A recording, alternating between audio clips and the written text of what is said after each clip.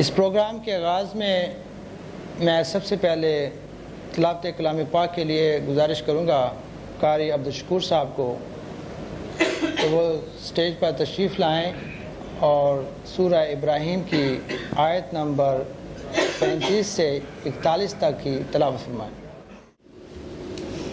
اعوذ باللہ من الشیطان الرجیم، بسم اللہ الرحمن الرحیم۔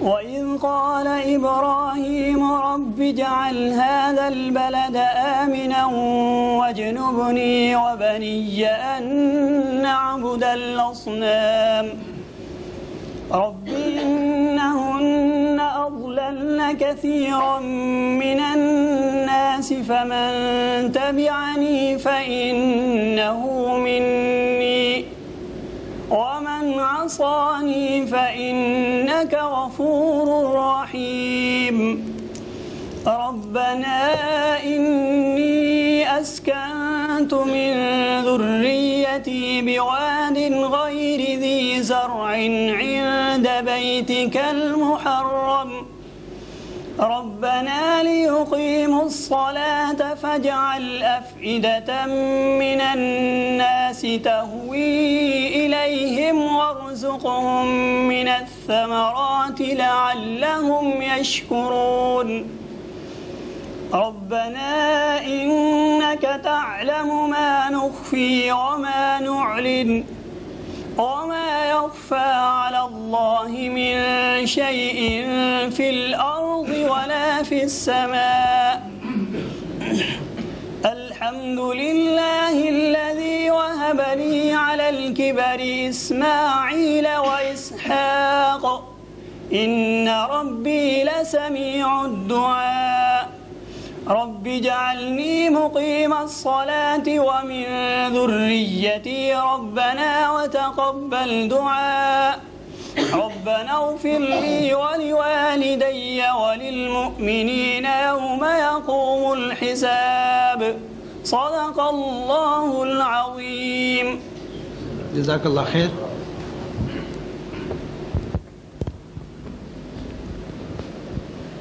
اس کے بعد میں دعوت دوں گا جناب عبدالقادر بلوچ صاحب کو کوئی ان آیت کا اردو میں ترجمہ فرمائیں۔ عبدالقادر بلوچ صاحب۔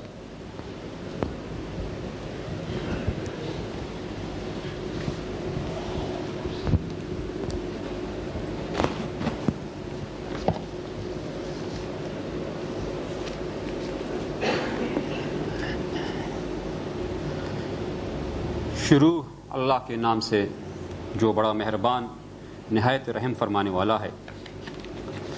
یاد کرو وہ وقت جب ابراہیم علیہ السلام نے دعا کی تھی کہ پروردگار اس شہر یعنی مکہ کو امن کا شہر بنا اور مجھے اور میری اولاد کو بت پرستی سے بچا۔ پروردگار ان بتوں نے بہتوں کو گمراہی میں ڈالا ہے، ممکن ہے کہ میری اولاد کو بھی یہ گمراہ کر دیں، لہٰذا ان میں سے جو میرے طریقے پر چلے وہ میرا ہے اور جو میرے خلاف طریقہ اختیار کرے تو یقیناً تو درگزر کرنے والا مہربان ہے۔ پروردگار میں نے ایک بے آب و گیاہ وادی میں اپنی اولاد کے ایک حصے کو تیرے محترم گھر کے پاس لا بسایا ہے۔ پروردگار یہ میں نے اس لیے کیا ہے کہ یہ لوگ یہاں نماز قائم کریں، لہٰذا تو لوگوں کے دلوں کو ان کا مشتاق بنا اور انہیں کھانے کو پھل دے، شاید کہ یہ شکر گزار بنے۔ پروردگار تو جانتا ہے جو کچھ ہم چھپاتے ہیں اور جو کچھ ظاہر کرتے ہیں، اور واقعی اللہ سے کچھ بھی چھپا ہوا نہیں ہے، نہ زمین میں نہ آسمانوں میں ہے۔ شکر ہے اس خدا کا جس نے مجھے اس بڑھاپے میں اسماعیل اور اسحاق جیسے بیٹے دیے۔ حقیقت یہ ہے کہ میرا رب ضرور دعا سنتا ہے۔ اے میرے پروردگار مجھے نماز قائم کرنے والے بنا اور میری اولاد سے بھی ایسے لوگ اٹھا جو یہ کام کریں۔ پروردگار میری دعا قبول کر۔ پروردگار مجھے اور میرے والدین کو اور سب ایمان لانے والوں کو اس دن معاف کر دیجیے جبکہ حساب قائم ہوگا۔ وآخر دعوانا الحمدللہ رب العالمین۔ جزاک اللہ خیر۔ جزاک اللہ خیر۔ یہ تھے عبدالقادر بلوچ بھائی جو قرآن آیت کا ترجمہ کر رہے تھے۔ حقیقت میں وہ لوگ خوش نصیب ہیں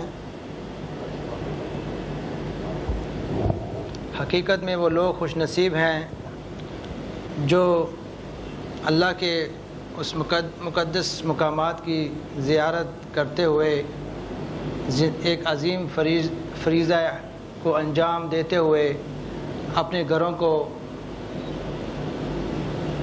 خیریت و عافیت سے پہنچے، اپنے بچوں کو چھوڑا، جدائی کاٹی، مال خرچ کیا، زندگی کے اوقات میں سے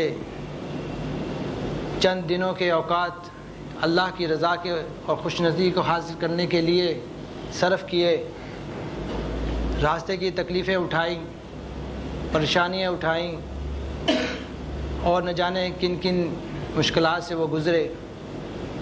حقیقت میں حج ایک ایسا سفر ہے جس میں کسی نہ کسی مرحلے پر انسان کو کسی نہ کسی مشکل کا ضرور سامنا کرنا پڑتا ہے، اور جب انسان گھر سے نکلتا ہے تو اصل میں سفر وہیں سے شروع ہو جاتا ہے۔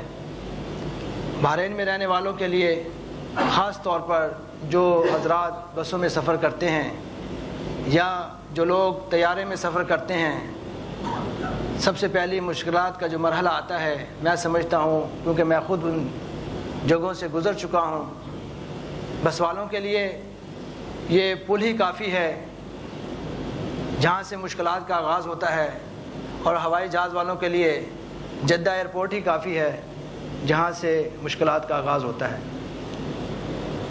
ایک لمبی لائن، انتظار اور نہ جانے کیا کیا راستے کی مشکلات کا آغاز تو یہیں سے شروع ہو جاتا ہے۔ تو میں انہی تاثرات کو سننے کے لیے آپ لوگوں سے کچھ وقت حاصل کرنا چاہوں گا۔ کچھ راحتیں بھی پائی ہوں گی، کچھ دل کی تمنیں بھی اللہ کے سامنے رکھی ہوں گی، ملتزم کو بھی پکڑا ہوگا، حجر اسود کو بھی چھوا ہوگا اور چوما ہوگا، حتیم میں جا کر کعبے کی دیوار سے اپنی پیشانی لگائی ہوگی اور دل کو رلایا ہوگا، اپنی آرزوؤں کو بیان کیا ہوگا، اور یقین کیجئے کہ اس وقت آپ کے اور اللہ کے درمیان کوئی چیز حائل نہیں ہوئی ہوگی اور نہ ہوتی ہے۔ جنہوں نے یہ مقامات کی قربت حاصل کی ہو اور کی ہوگی، وہ خود ہی بیان کر سکتے ہیں کہ وہ وقت اور لمحے زندگی میں بار بار نہ تو آتے ہیں، اور ان کی کیفیت کیا ہوئی ہوگی یہ اللہ جانتا ہے۔ وہ بڑے خوش نصیب لوگ ہیں، بہت ہی قیمتی لوگ ہیں جنہوں کو اللہ نے اس کام کے لیے، اس قربت کے لیے لاکھوں اور ہزاروں میں نہیں، کروڑوں میں نہیں، یقین جانیے اربوں مسلمانوں کے اندر ان کو چن لیا ہے اور اپنے گھر کی زیارت کرا دی ہے اور اپنے گھر کو دکھا دیا ہے۔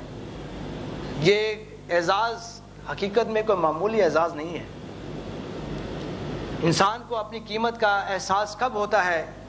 جب وہ اپنا موازنہ اور مقارنہ اور اندازہ ایک بہت بڑی تعداد میں اپنے ذات کو محسوس کرتا ہے، اور دوسرے لوگ اس چیز کو نہیں پا سکتے، نہیں پاتے، لیکن اللہ نے ان کو، اللہ تعالیٰ کی ذات نے ان کو چن لیا ہے اور ان کو عطا کر دیا ہے۔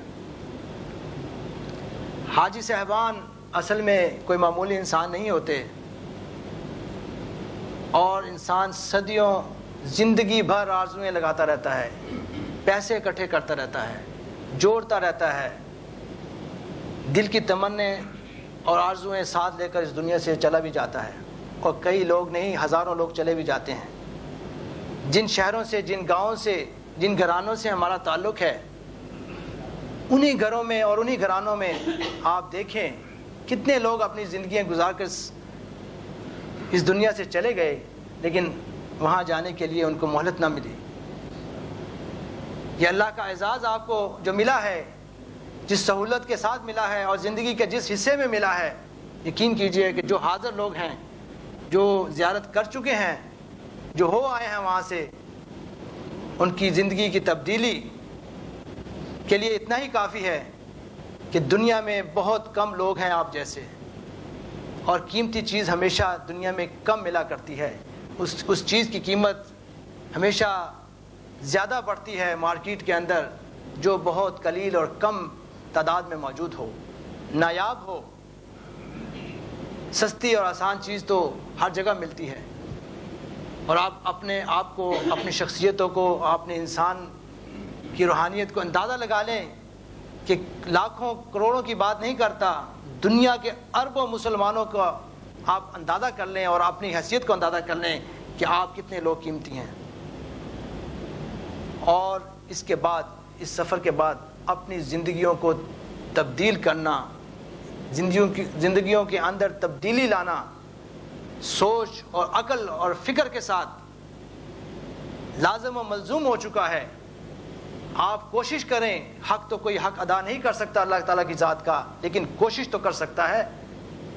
آپ کوشش کریں، یقین کیجئے جیسے اللہ آپ کو وہاں لے گیا ہے، اللہ آپ کی مدد کرے گا، اور آپ کی زندگیوں میں، آپ کے گھرانوں میں، آپ کے اولادوں میں، آپ کے معاشرتے میں، اور ہر جگہ پہ آپ کی اثرات انشاءاللہ نمایاں ہوں گے۔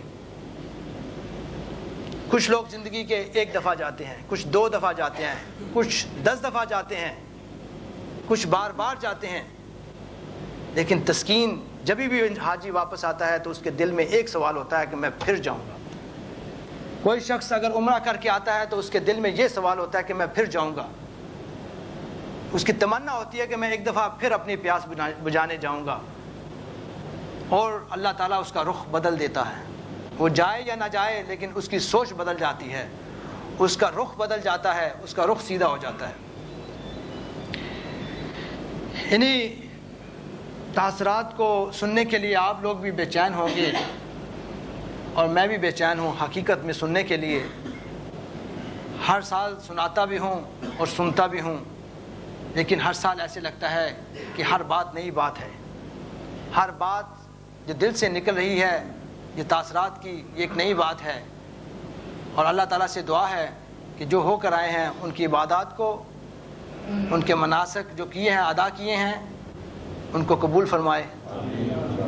اور اللہ تعالیٰ کی ذات سے دعا ہے کہ جو نہیں جا سکے، جو تمنائیں رکھتے ہیں، اللہ تعالیٰ ان کی مدد فرمائے، اور ان کو اگلے آئندہ سالوں میں اپنی زندگی میں ہی ان کو چن لے کہ جہاں سے وہ لوگ ہو کے آئے ہیں وہاں بھی وہ زیارت کریں۔ طریقہ کار یہ ہے کہ اب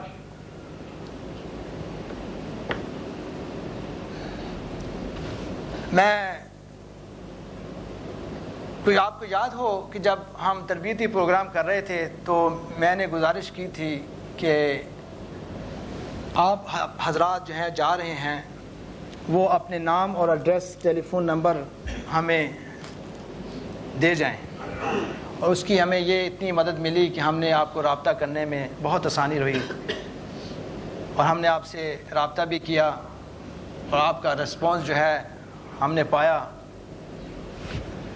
اور الحمدللہ ایک اچھی خاصی لسٹ ہمارے پاس ہے جو اس سال حج پہ گئے تھے، جنہوں نے تربیتی پروگرام سنا تھا، جو چیز لوازمات ان کو دیے گئے تھے، ہاں وہ کیسٹ کی شکل تھی یا پمفلیٹ کی شکل تھی، انشاءاللہ اسے وہ استفادہ بھی اٹھایا ہوگا، ان کی رہنمائی بھی ہوئی ہوگی، بہت ساری کمیاں کمزوریوں کا احساس ادھر جا کے ہوا ہوگا، کچھ ہم ان کو بھی سننا چاہتے ہیں اور ہم اپنی درستگی کرنا چاہتے ہیں، بہتری کرنا چاہتے ہیں اس پروگرام کے بارے میں۔ تو تقریباً جو لسٹ ہمارے پاس تھی 191 حجاج کا نام اور ٹیلی فون ہمارے پاس موجود تھے جنہوں نے تربیتی پروگرام یہاں سنا اور انہوں نے ہمارے ساتھ تعاون کیا اور اپنا نام اور مطلوبہ رقم جو ہے وہ دے کر گئے۔ انہی کی روشنی میں اسی اوراق کی مدد سے ہم نے آپ کو دعوت نامے بھیجے شخصیاً ٹیلی فون کے ذریعے۔ یہ دعوت نامہ دعوت عام نہیں تھی اور نہ ہی ہے، نہ ہی ہوا کرتی ہے، یہ دعوت خصوصی ہوا کرتی ہے جو لوگ حج پہ گئے ہیں۔ اب تاثرات کے لیے تو میں کسی شخص کو ذاتی طور پر تو متعین نہیں کر سکتا اور نہ ہی میں کرنا چاہتا ہوں، نہ ہی میری یہ خواہش ہوتی ہے۔ تو 191 فگرز کا جو نمبر ہے ہم نے اس باسکٹ میں ڈال دیا ہے اور میں چھوٹے سے ساتھی جو انشاءاللہ کبھی زندگی میں حاجی بھی بنیں گے، طلعت اقبال کو گزارش کروں گا کہ وہ ہاتھ ڈالیں اور ایک پرچی دیں، جو نمبر آئے وہ بول دیں اور میں لسٹ میں اس حاجی کا نام بول دوں گا. اگر وہ موجود ہو تو میرے پاس اپنے تاثرات کے لیے آ جائے. 3 سے 4 منٹ اور حد 5 منٹ کا ٹائم ہوگا، اور اپنی بات کو مختصر اور جذبات کو قابو کرتے ہوئے اپنے دل کا اظہار کیجیے. تو انشاءاللہ وقت جیسے اجازت دیتا جائے گا، پروگرام کی طوالت اور اختصار اسی کے مطابق ہوتا جائے گا. جو ہی مجھے سگنل ملتے جائیں گے میں ویسے بات کرتا چلا جاؤں گا. بڑھانی ہوگی تو چلتا جاؤں گا، اختصار کرنا ہو تو ختم کرتا جاؤں گا.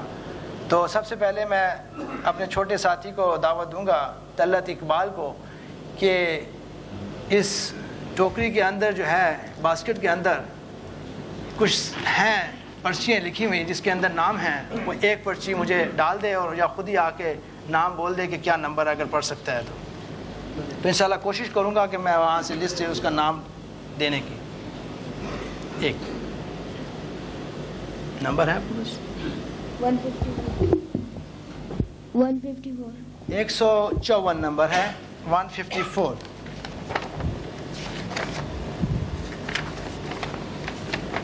154 نمبر پہ ہیں عبد الحمید صاحب. اگر موجود ہیں عبد الحمید صاحب، جن کا ٹیلی فون نمبر ہے 259157. عبد الحمید صاحب جس کا ٹیلی فون نمبر ہے 259157. اگر وہ موجود ہیں تو تشریف لے آئیں. وہ موجود نہیں ہیں. 154 نمبر پہلا حاجی شاید کسی مصروفیت کی وجہ سے نہیں آ سکا ہوگا، تو ہم اگلی ٹرائی کرتے ہیں. 135 بولا ہے طلعت بیٹے نے. 135 نمبر.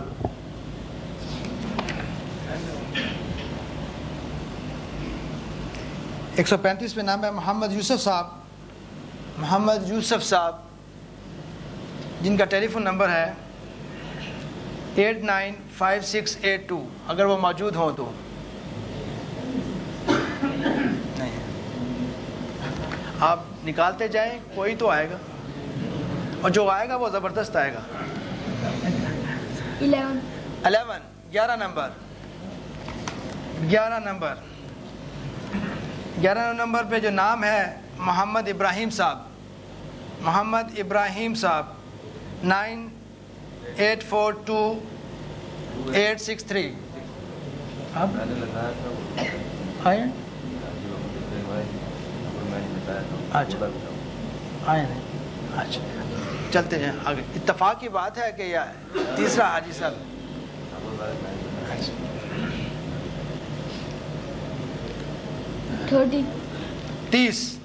30 نمبر پہ ہے منیر احمد صاحب. منیر احمد صاحب، یہ 5 نمبر کے بعد چانس نہیں ملے گا، پھر میری مرضی ہوگی کہ کس کو اٹھاتا ہوں. فون نمبر مانگ رہے ہیں، ان کا فون نمبر لکھا ہوا ہے میرے پاس 9857829. اگر وہ حاضر ہوں تو.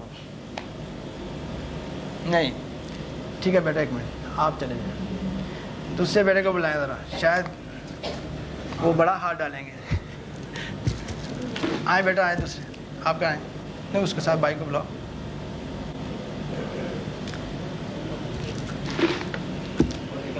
نہیں واپس آ لیں. دائیں ہاتھ سے اٹھا بیٹا، دائیں ہاتھ سے اٹھاؤ. نمبر بولے جلدی سے. 180 180 نمبر. عباس احمد صاحب. ماشاءاللہ آپ کا چانس بڑھ گیا. آپ ادھر آئیں. ہاں میرے پاس آپ ادھر آئیں. آپ ادھر بیٹھے. یہ ہمارے پہلے ساتھی جو حاضر ہوئے ہیں، سب سے پہلے میں ان سے گزارش کروں گا کہ مختصر سا تعارف اور تاثرات انشاءاللہ. جی میرا نام عباس احمد ہے اور میں اس دفعہ حج پہ گیا تھا. اللہ نے مجھے توفیق دی, اللہ کا بہت شکر ہے, اور دعا کرتا ہوں کہ جو مسلمان نہیں گئے اللہ ان کو بھی اب آنے والی بار میں توفیق دے تاکہ وہ بھی اللہ کے گھر کی زیارت کریں. عباس صاحب, آپ نے کیا محسوس کرتے ہیں حج سے پہلے اور حج کے بعد؟ الحمدللہ, شکر ہے اللہ کا کہ حج سے پہلے جو میں تھا وہ اب نہیں ہوں. میں نے اپنے آپ میں بہت سی یعنی کوشش کی ہے کہ اچھی باتیں آ جائیں, اور ہیں اور پائیں اپنے آپ میں, یعنی تبدیلی بہت مجھ میں آئی ہے, اور کوشش یہ کرتا ہوں کہ اچھے سے اچھا کام کروں, کسی کو تکلیف نہ ہو مجھ سے, کسی کے ساتھ زیادتی نہ کروں, اگر کوئی کر بھی دے تو صبر کروں. اور اس کے علاوہ آپ بتائیں, جہاں مقدسات دیکھتے رہے, اللہ تعالیٰ کا گھر دیکھ کے آئے ہیں, جی روضہ مبارک پہ بھی گئے ہوں گے رسول صلی اللہ علیہ وسلم پر, تو آپ کی دل کی کیفیت کیا تھی؟ میں حج سے پہلے بھی گیا تھا عمرے پہ, تو جب عمرے پہ گیا تھا اس وقت واپس آنے پر میں نے یہی نیت کی کہ مجھے اللہ تعالیٰ جلدی جلدی اپنے گھر میں بلائے اور حج کروں. تو یہی کیفیت ہوتی ہے کہ آدمی جب دور بھی ہو تو اس کے سامنے ہی ایسا لگتا ہے جیسے کہ روضہ مبارک بالکل سامنے ہے, قریب ہے, نزدیک ہے, یعنی دل کے بالکل قریب ہے. تو الحمدللہ یعنی بہت ساری یعنی یہ کہ میں خوش قسمت ہوں کہ مجھے اللہ نے اس چیز کے لیے چنا اور مجھے اپنے گھر کی زیارت کے لیے بلایا. عباس صاحب, آپ یہ بتائیں کہ ایک سوال ہے کہ تربیتی پروگرام آپ نے اٹینڈ کیا تھا؟ جی ہاں, میں نے اٹینڈ کیا تھا. اس کا کچھ فائدہ ہوا؟ جی ہاں, اس میں اس پروگرام کو سننے سے, دیکھنے سے یعنی بہت ساری رہنمائی ملی. جن چیزوں کی مجھے معلومات نہیں تھیں یا جن چیزوں کا میں علم نہیں رکھتا تھا وہ مجھے یعنی آسانی سے وہ میں نے کر لی. کوئی ایسی تکلیف یعنی نہیں اٹھائی میں نے. اور اس کے علاوہ کچھ کہنا چاہتے ہیں آپ؟ آخری بات بس یہی دعا ہے اللہ کہ اللہ تعالیٰ, میں نے پھر نیت کی ہے کہ دوبارہ اپنی والدہ کے لیے میں حج کرنا چاہتا ہوں, اور ہر مسلمان کو اللہ اپنے گھر میں بلائے تاکہ اپنے گھر کی زیارت نصیب فرمائے.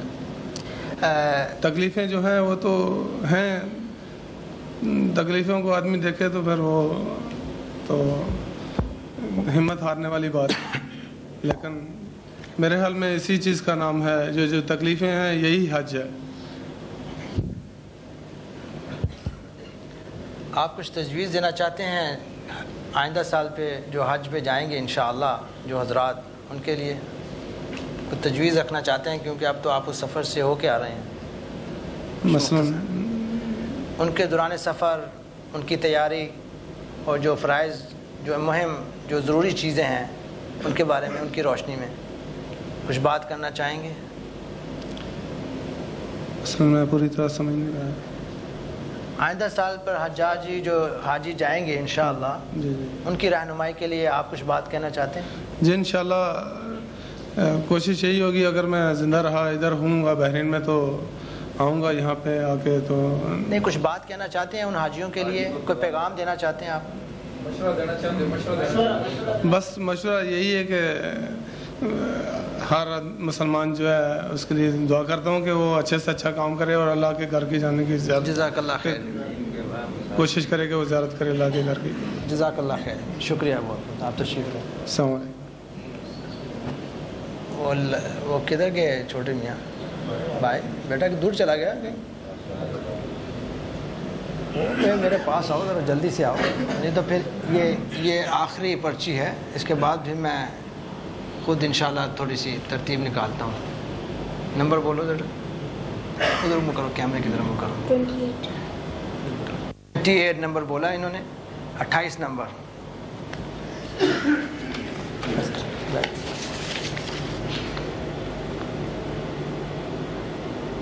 ظفر اللہ خان صاحب کا نام ہے. 28 نمبر ظفر اللہ خان. نہیں آئے, وہ ہیں جی ماشاء اللہ. آ جائیں, آنے دیں.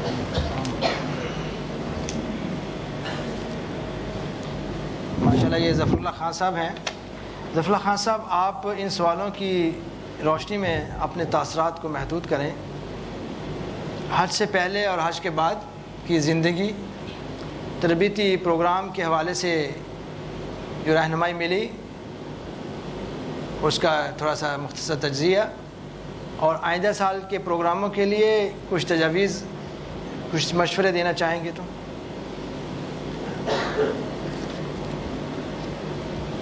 السلام علیکم.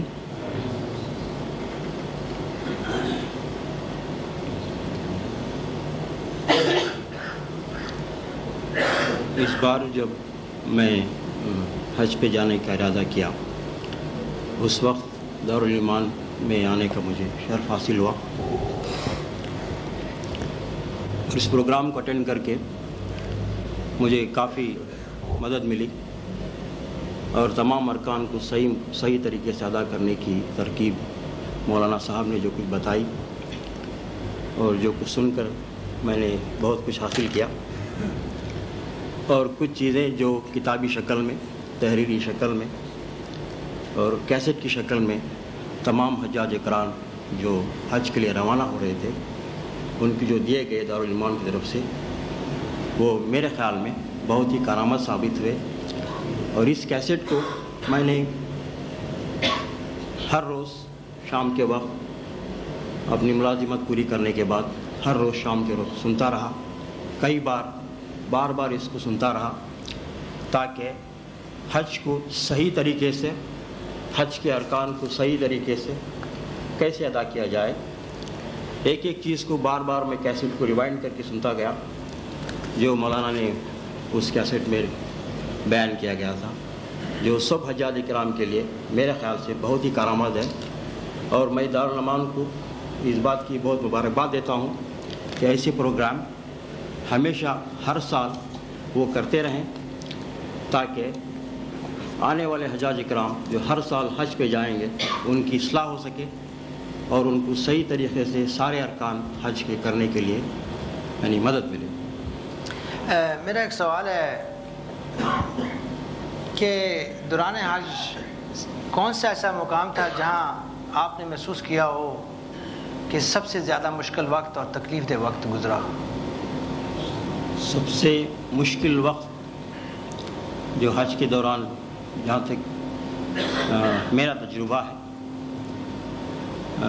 طواف وداع کے وقت مجھے ہوا. جب ہم لوگ ہیں نا مینا سے روانہ ہوئے طواف وداع کے لیے, اس وقت کافی لوگ ہیں نا ایک ہی مرتبہ طواف کرنے کے لیے پہنچے, اور ایک بہت سی ہجوم کی شکل تھی وہاں پر, کافی ہجوم تھا, اور بڑی مشکل سے میں اور میری بیگم نے اس طواف کو پورا کیا. اور ایک اور جگہ جہاں پر کافی تکلیف ہوئی وہ تھا بڑے جمرات کو کنکریاں مارنے کا وقت تھا. اس وقت بھی اس دن بھی ہے نا سارے حجاج کرام ایک ساتھ اس جمرات کو کنکریاں مارنے کے لیے پہنچے. وہ صبح کا وقت تھا. اسی وقت کئی لوگوں کی قدموں میں آ کر انتقال ہو گئے. اس کی 2 या 3 घंटे बाद हम लोग वहाँ पहुँचे। ایک اور سوال اور آخری سوال، آپ نے اللہ کے گھر کو چھوا یا پیشانی لگائی؟ جی نہیں نہیں جی، بہت کوشش کی۔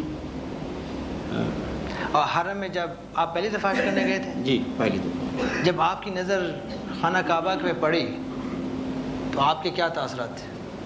بس میرے دل میں یہی ایک دعا نکلی کہ خدا تعالیٰ سارے مسلمانوں کو حج کرنے کی توفیق عطا فرمائے، آمین۔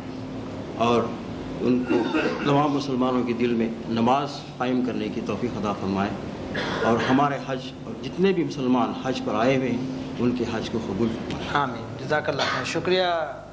یہ ہمارے حاجی صاحب تھے جنہوں نے اپنے تاثرات رکھے۔ اب میں گزارش کروں گا کوئی شخص جو اس لسٹ میں یا لاسٹ پروگراموں میں اپنا نام نہیں دکھا سکا کسی وجہ سے، اور شاید اس کا نام نہ لکھا گیا ہو، یہ بھی چانس ہے، اور وہ شخص موجود ہو تو اس کے لیے بھی دعوت عام ہے کہ وہ آ سکتا ہے اور اپنے تاثرات دے سکتا ہے۔ اور اس کے علاوہ کوئی حاجی صاحبان اس طرف سے اگر آنا چاہیں، یہ دعوت مفتوح ہے تو وہ تشریف لا سکتے ہیں اس طرف سے۔ کوئی ساتھی اپنے تاثرات دینا چاہے تو تشریف لا سکتا ہے، کوئی بھی ایک ساتھی۔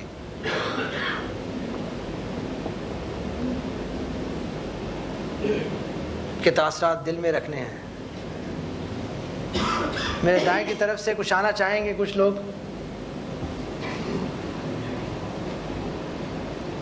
یہ ساتھی آئے ہیں، یہ اپنا تعارف بھی کرائیں گے اور انشاءاللہ جو سوالات کی روشنی ہے اور اپنے بیان۔ السلام علیکم، سب حجاج کرام کو میری طرف سے مبارک ہو۔ میرا نام عاشق حسین ہے، میں قوت دفاع میں سروس کرتا ہوں۔ الحمدللہ اللہ تعالیٰ کی مہربانی سے اس نے میرا اس دفعہ انتخاب کیا اور میں حج کے لیے گیا، اس کی بڑی کرم نوازی ہے۔ جہاں تک تکالیف کا تعلق ہے تو حج میں تکالیف تو ہوتی ہیں۔ الحمدللہ اس کا آغاز ہمیں مدینہ شریف سے ہی ہو گیا تھا، اور اللہ کے نبی کے در پہ ہم گئے اور در حبیب نے ہمیں اتنی ڈھارس بندھائی کہ ہمیں بالکل اس چیز کا کوئی احساس نہیں رہا۔ تکالیف جو تھیں وہ بالکل ختم ہو گئیں، اور الحمدللہ بڑے اچھے طریقے سے ہم نے سارے حج کے ارکان جو تھے ان کو ادا کیا۔ جب بیت اللہ شریف میں گئے، مکہ شریف میں گئے، تو بیت اللہ شریف پر جو پہلی نظر پڑی تو اس میں یہی دعا کی کہ یا رب العزت، ہماری قوم جو مسلمان ہیں جو ظلم و استبداد کا شکار ہو رہے ہیں اور جہاں جہاں بھی ہیں اپنی آزادی کی جنگ لڑ رہے ہیں، ان کو یا رب العزت ان کو کامرانی سے سرفراز فرما، اور ہمارے تمام گناہ جو ہے ہم کو بخش دے۔ اس کے علاوہ جو ہم نے محسوس کیا حج کے بعد اور حج سے پہلے، جو کچھ محسوس کیا، حج سے پہلے بہت وزن تھا، لیکن حج کے بعد الحمدللہ وزن ہلکا ہو گیا ہے، ماشاءاللہ۔ کیونکہ اللہ رب العزت فرماتا ہے کہ تم آؤ، میں تمہارے تمام گناہ جو ہے بخش دیتا ہوں، اور اس حساب سے ہمیں یہ پورا یقین ہے کہ اللہ رب العزت نے ہمارا حج قبول کیا ہے اور ہمارے گناہ سارے اس نے بخش دیے ہیں۔ ابھی ہم ہلکا پھلکا محسوس کر رہے ہیں، ماشاءاللہ۔ اور اللہ تبارک تعالیٰ سے یہ دعا کرتے ہیں کہ یا رب العزت جو ہم نے حج ادا کیا ہے اس پر ہمیں قائم رہنے کی توفیق عطا فرمائے۔ آمین، جزاک اللہ خیر۔ ایک سوال یہ ہے کہ گھر سے نکلے اور گھر پہنچے، اس پورے سفر کے دوران کوئی ناقابل فراموش واقعہ؟ ناقابل فراموش واقعہ تو ہمارے ساتھ پیش آیا تھا۔ ہمارا سفر یہاں سے مدینہ شریف کی طرف تھا۔ سب سے پہلے ہم مدینہ شریف گئے یہاں سے، تو پہلے ہی دن جب ہم وہاں جا کر بس سے اترے ہیں، تقریباً 2:30-3 کا ٹائم تھا، ہم اپنے ہوٹل میں گئے، اپنا سامان کمرے میں رکھا، تو دل میں اشتیاق تھا، بیتابی تھی کہ فوراً جا کر دیار نبی پر حاضری دیں اور مسجد نبی شریف کی زیارت کریں۔ تو ہم نے اپنا کمرہ جو تھا، 7 آدمی تھے کمرے میں، کمرہ لاک کیا اور چابی جو ہم نے کاؤنٹر پر جمع کروائی، تو واپس آئے تو کسی نے کمرہ کھول کے سب کوئی سامان ہمارا نکال لیا تھا۔ تو الحمدللہ یقین کیجئے کہ ہمیں اس پر ذرا بھر بھی رنج نہیں ہوا۔ ہم نے کہا کہ اگر ہم یہ ایسے رنج کریں گے یا فکر کریں گے، یہ تو اللہ کے نبی کی جو ہے یہاں پہ گلہ ہوگا، ہم گلہ نہیں کرنا چاہتے۔ یہ ان کی مہربانی ہے، یہ اللہ رب العزت کی مہربانی ہے کہ اس نے ہمیں یہ موقع فراہم کیا کہ ہم نے اللہ اور اس کے گھر کی زیارت کی، اللہ کے گھر کی زیارت کی اور اللہ کے نبی کے گھر کی بھی زیارت کی، تو ہم نے شکر ادا کیا۔ تو یہ ایک بہت بڑا واقعہ تھا، بہرحال میں اس کو بیان نہیں کرنا چاہتا، کیونکہ ہم جو ہے یہ گلہ نہیں کرنا چاہتے۔ الحمدللہ یہ اللہ تعالیٰ کی ہم پر بہت بڑی مہربانی ہے، ہم شکر ادا کرتے ہیں کہ ہمارے جیسے نالائق لوگوں کو اس نے منتخب کیا اور ہمیں حج کی سعادت بخشی۔ جزاک اللہ خیر، شکریہ جناب، تشریف لیں۔ اب میں کچھ سوچتا ہوں کہ حج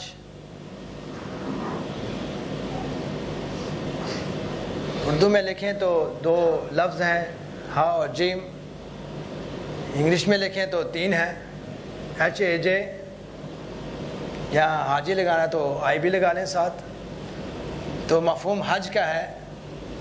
تو میں یہ اس کو انٹرپریٹ یا ترسیل کیا ہے، انگلش میں کیا ہے، ایسے آج یہ بات میرے ذہن میں آئی۔ HAG یہ کچھ ایسا بنتا ہے میری سوچ میں کہ H for owner,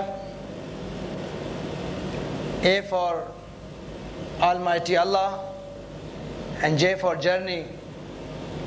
This is the honor given by Allah, Almighty Allah, for those who travel this journey for Him.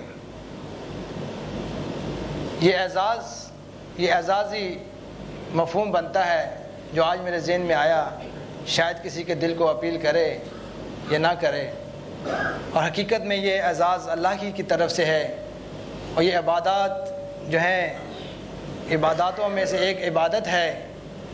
جیسے انسان 5 وقت نماز پڑھتا ہے، اپنے مال سے زکوٰۃ دیتا ہے، اور مہینے کے روزے رکھتا ہے، اور خاص دنوں میں رکھتا ہے، خاص وقت سے لے کر خاص وقت تک وہ کھانے پینے سے اور دوسرے حرام چیزوں سے بچتا ہے، حلال چیزیں بھی حرام کر دی جاتی ہیں۔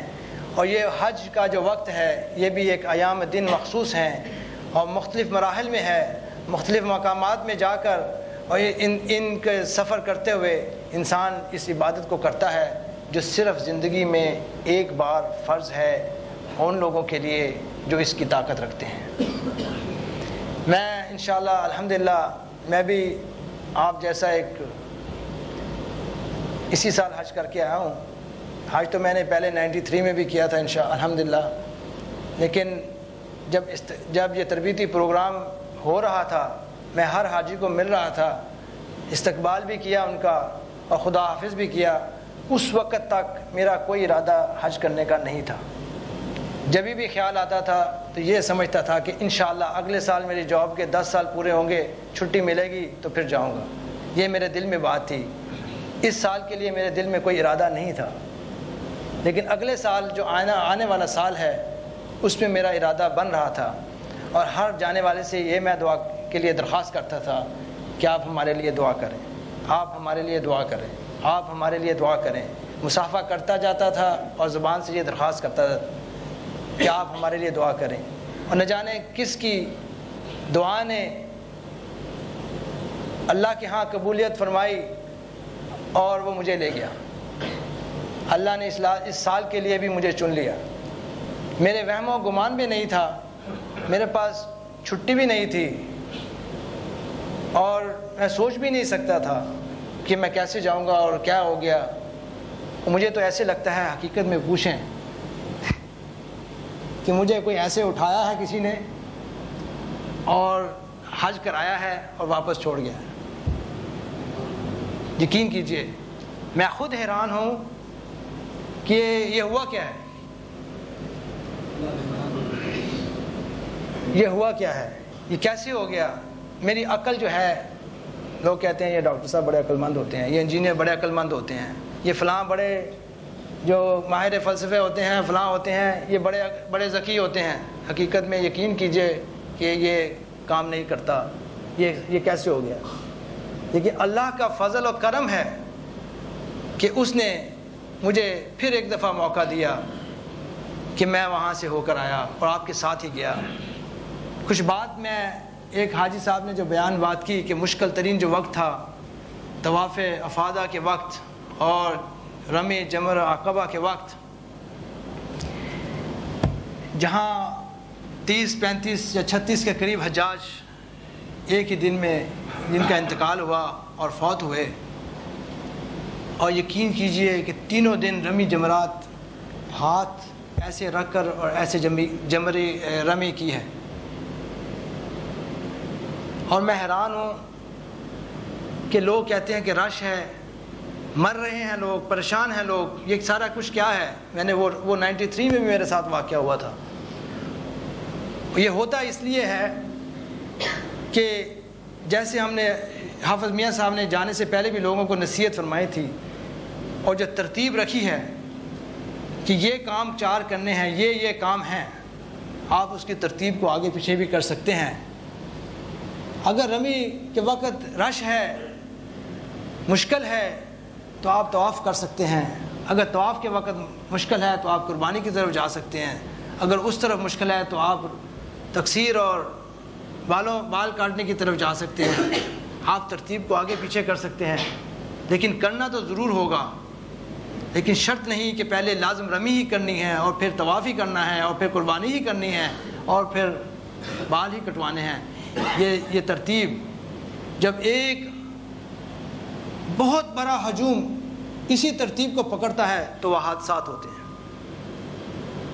اور دوسری بات جو میں محسوس کی اس سال اور پہلے کی سال، کہ جس شخص کے ساتھ آپ جا رہے ہیں، جن لوگوں کے ساتھ جا رہے ہیں، جو آپ کے رہنما اور امیر ہیں، جو اس حملے کے جو لے کے جا رہا ہے، جو اس گروپ کے معاونین ہیں، وہ لوگ کون ہیں، ان کی صلاحیتیں کیا ہیں؟ پیسے کے بغیر تو کوئی حج نہیں کرنے جائے گا، بس اور طیارے کے بغیر تو کوئی نہیں حج کرنے جائے گا، لیکن وہ لوگ کیسے ہیں، ان کی کوالٹیز کیسی ہیں، ان کی صلاحیتیں کیسی ہیں کہ وہ حجاج کو وہ کیسے لے کر چلتے ہیں۔ جزاک اللہ خیر، میں اس شخص کو یقین کیجئے دل سے شکریہ ادا کرتا ہوں کہ جو مجھے لے کر گیا۔ پورے مناسک کے حج کے دوران کوئی لمحہ ایسا نہیں تھا اس کا چہرہ اور اس کے معاونین کا چہرہ اور اس کے ذمہ داروں کا چہرہ ہم سے جدا ہوا ہو یا غائب ہوا ہو۔ وہ ہم سب کے درمیان میں موجود ہوتا تھا اور سب کو اس طرح لے کر چلتا تھا جیسے ماں اپنے بچوں کو لے کر چلتی ہے۔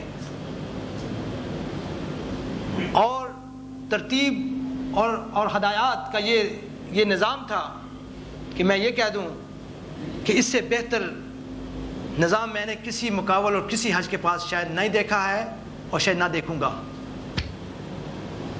دروس قرآن ہوئے، مینا کے اندر کوئی وقت ضائع نہیں ہوا، مسلسل شیخ کویت سے اور سعودیہ سے اور بحرین سے دعوت تبلیغ کا کام ہوتا رہا۔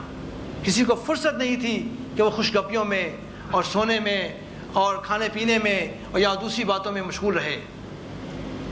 عرفات میں گئے ہیں تو انتظام مکمل تھا، مزدلفہ میں گئے ہیں تو انتظام مکمل تھا، لیکن حکمت تھی کہ وہ ہم کو اس طرف اور اس وقت نہیں لے کے جاتا تھا۔ ہمارے 240 اور 40-45 کام کرنے والوں کو ساتھ، 270-80 کے قریب اس کے ساتھ لوگ تھے، عورتیں بھی تھیں، بیمار بھی تھیں، ویل چیئر کے اوپر بھی تھیں، اور کوئی شخص ایسا نہیں تھا کہ رمی جمرات میں رہ گیا ہو، طواف نہ ہوا ہو یا کچھ مشکل آئی ہو۔ عورتوں کے لیے بازار میں جانے کا، خرید و فروخت کا بھی بندوبست کیا ہو، بسوں کی ترسیل آنے جانے کا بھی بندوبست تھا۔ میں کہتا ہوں کہ ہر طرف سے میں دیکھوں اگر اس کو، تو اس نے ہمیں بالکل راحت و فرحت کے ساتھ پورا مناسک حج کروائے۔ یہ بڑی ہی اہم چیز ہے۔ ارکم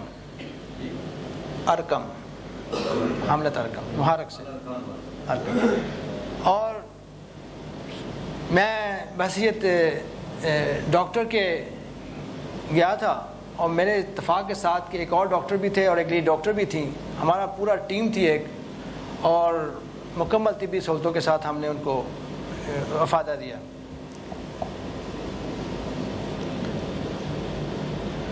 تو بات یہ کرنا چاہتا ہوں کہ یہ چیز بڑی ضروری ہے، اور پورے پروگرام کے درمیان کوئی حاجی آپس میں لڑا نہیں. یہ بڑی بات تھی. بڑے منظم لوگ بھی بڑے منظم, اور اکثر حجاج آپس میں چھوٹی چھوٹی باتوں پر نا اتفاقی کر لیا کرتے ہیں. بہرحال ٹائم اجازت نہیں دے رہا کہ مزید ان کے بارے میں کچھ بات کروں یا اپنے سفر کے بارے میں بات کروں. تو اس کے علاوہ کوئی اور حاجی میرے بائیں سے اگر آنا چاہیں تو وہ تشریف لا سکتے ہیں, تو اپنے تاثرات دیں, اپنا نام اور اپنا تعارف مختصر, اور حج کے بارے میں یہ جو پوائنٹس ہیں حج سے پہلے اور بعد کی تبدیلی اور تربیتی پروگرام اور تجاویز کے بارے میں جو آئندہ سال ہیں ان کے بارے میں. السلام علیکم. وعلیکم السلام. میرا نام محمد منشا ہے اور عرصہ 24 سال سے بحرین میں پولیس کی ملازمت کر رہا ہوں, اور اللہ رب العزت کا بڑا شکر ہے اور احسان ہے کہ اس نے ہمیں چنا اس سعادت کے لیے. اس قابل تو نہ تھے کہ اللہ رب العزت نے یہ موقع دیا کہ اپنے گھر میں بلایا اور حج کی توفیق دی. تو جیسے کہ ڈاکٹر صاحب فرما رہے ہیں کہ ٹائم بہت تھوڑا ہے, تو میرے سب بھائیوں سے یہی گزارش ہے کہ حج جانے سے پہلے ایک تو حج کے جو مسائل ہیں یہ پورے سیکھ لیں, کیونکہ ان میں اگر تھوڑی سی بھی کوتاہی ہو جائے گی تو اگر واجبات رہ جائے گا تو دم دینا پڑے گا, اگر حج کا رکن رہ جائے گا تو اس میں رکن اعظم اگر رہ گیا تو آپ کا حج ہی نہیں ہوگا. آپ نے سفر بھی کیا, اتنی مشکلات بھی اٹھائی, اور اگر رکن رہ گیا تو آپ کا اس سال حج بھی نہیں ہوگا اور دوسرے سال حج پہ بھی جانا پڑے گا. تو میں ان کا بہت مشکور ہوں, اور سب بھائیوں کا بھی, کہ انہوں نے انتظام کر کے ہم لوگوں کو ٹائم دیا اور ہمیں حج کے ارکان اور ان کے واجبات سب کے متعلق بتایا, اور اس کی کافی ان کا شکر گزار ہوں کہ انہیں ہماری کافی رہنمائی کی. ویسے اگر چلے جاتے تو معلم حضرات تو اکثر جو ادھر لے کے جاتے ہیں بہت کم ہی ہوں گے جو ساتھ جاتے ہیں, جس طرح ڈاکٹر صاحب فرما رہے ہیں. اکثر تو ان کو خود ہی فرصت نہیں ہے, اور نہ کبھی ملے ہیں کبھی, اور نہ ہی ساتھ لے کے بتایا ہے کہ ایسے کرنا ہے یا یہ کرنا ہے. تو میرا سب بھائیوں سے یہی مشورہ ہے کہ ایک تو اللہ کا یہ شکر ہے کہ اگر حج پہ جائے آدمی تو اچھی صحت میں جائے تو بہتر ہے, کیونکہ ادھر جا کے دیکھا ویسے تو احساس نہیں ہوا, لیکن اب خود گئے تو پھر پتہ چلا کہ واقعی ہی حج جوانی کا ہی بہتر ہے. بوڑھے آدمی کے لیے بڑی مشکل ہے. کہ الحمدللہ اللہ کا شکر تھا, اس نے صحت بھی دی تھی, سب تھا, لیکن پھر بھی آدمی جب نمازیں پڑھ کے یا طواف کر کے آدمی رات کو جو ہے نا آدمی کو تھکاوٹ ہو جاتی ہے, اور اس میں اگر بوڑھا آدمی جائے تو اس کے لیے بڑی مشکلات ہے. ہم اکثر اپنے والدین کو بھیجتے ہیں, وہ بھی کوشش یہ کریں کہ ان کو اچھی صحت میں بھیجیں تو بہتر ہے. باقی مشکلاتیں جو ادھر آئی ہیں وہ تو سب بھائیوں کو پتہ ہے کہ سفر میں بھی تکلیف ہے اور ادھر بھی ہے, لیکن میری نظر میں تو سب سے زیادہ مشکل وقت وہی تھا کہ جب الوداع کیا, خانہ کعبہ کو آخری نظر دیکھا, تو اس کے گھر سے جب نکلے تو مجھے بہت تکلیف ہوئی, جس طرح سب بھائیوں کو ہوئی ہوگی کہ پھر پتہ نہیں قسمت میں یہ گھر دیکھنا نصیب ہو یا نہ ہو. تو دعائیں تو سب بھائیوں نے کی ہیں, سب نے کی ہیں. تو خانہ کعبہ کی پہلی نظر دیکھنے سے میں نے تو یہی دعا مانگی ہے کہ یا اللہ مستجاب دعوت ہو, یعنی جو دعا بھی مانگو تیرے گھر میں قبول ہو. تو ادھر بھی اپنے لیے, اپنے والدین کے لیے, مسلمان پوری امت مسلمان کے لیے مانگی ہے کہ یا اللہ جدھر جدھر مجاہدین ہیں جو مسلمان جو تکلیفوں میں, اللہ تعالیٰ ان کو ان کی مشکلات آسان فرما, اور جو بھائی خواہش رکھتے ہیں ان کے پاس پیسے نہیں ہیں, جو تیرے گھر میں دیدار کرنا چاہتے ہیں یا فرض ادا کرنا چاہتے ہیں, انہیں بھی توفیق دے اور سب مسلمان کو دے. آخر دعوانا الحمدللہ. ایک سوال یہ بتائیں کہ عرفات میں آپ نے دن گزارا, جی, اس دن کی کوئی بات سنا دیں. اور فات میں جس دن ہم لوگ گئے ہیں اپنے معلم کے ساتھ, ہم عبدالحکیم کے ساتھ گئے تھے, تو پہلے تو ادھر کا انتظام ہی ایسا ہے پولیس والوں کا کہ وہی بڑا پریشان کرتے ہیں آدمی کو. عرفات کے دن میں جو آپ کی دل کی کیفیت تھی اس کو ذرا بیان فرمائیں. دل کی کیفیت اور عرفات کے دن تو سب مناجات ہی مناجات ہیں, دعائیں دعائیں ہیں ادھر.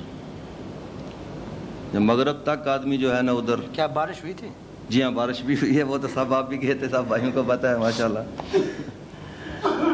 تو مسجد نمرہ کے قریب تو ہمیں جگہ نہیں مل سکی.